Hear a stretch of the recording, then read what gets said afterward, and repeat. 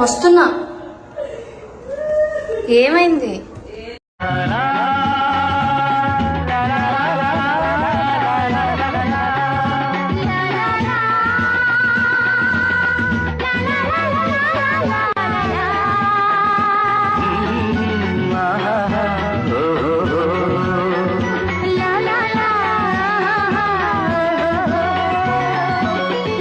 రాళ్లల్లో ఇసకల్లో రాశాము ఇద్దరి పేర్లు, కళ్ళు మూసి తిన్నగా కలిపి చదువుకు ఒక్కసారి కలలలోన తీయగా గుర్తు తెచ్చుకో.